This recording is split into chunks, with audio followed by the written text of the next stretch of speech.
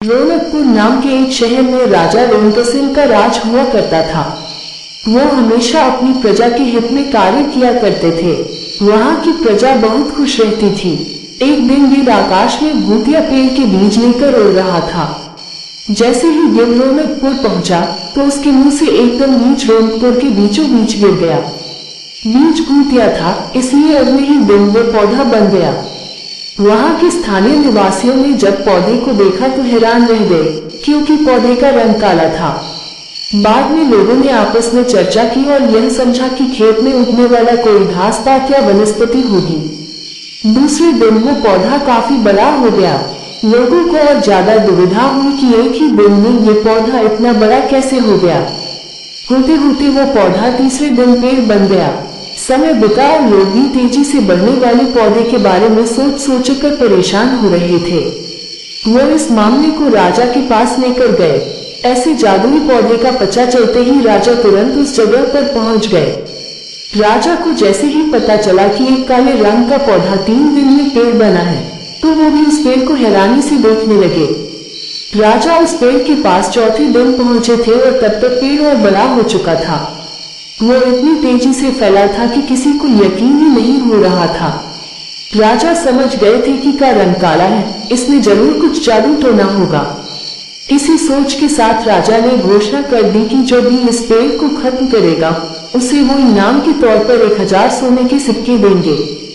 यही नहीं, राजा ने यहाँ तक कहा कि पेड़ को खत्म करने वाला व्यक्ति मेरी मृत्यु के बाद मेरी राजगद्दी पाने का हकदार भी बनेगा।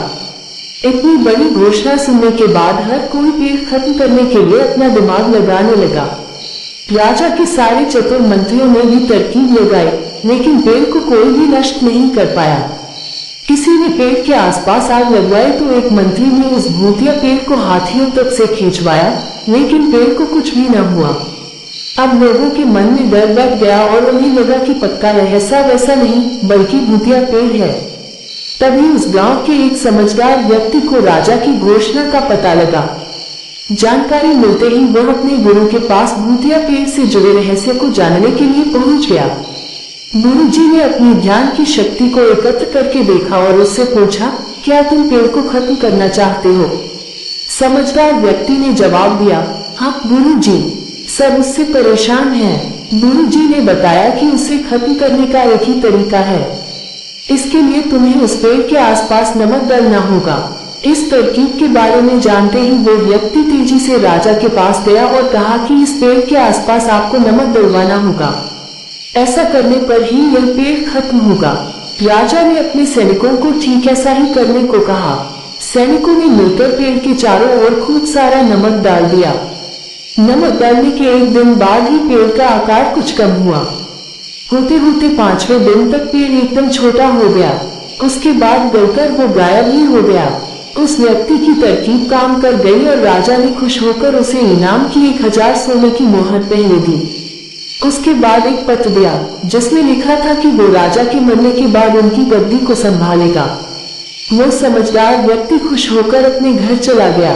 कहानी से सीख, ऐसी कोई मुसीबत नहीं होती जिसका समाधान न किया जा सके।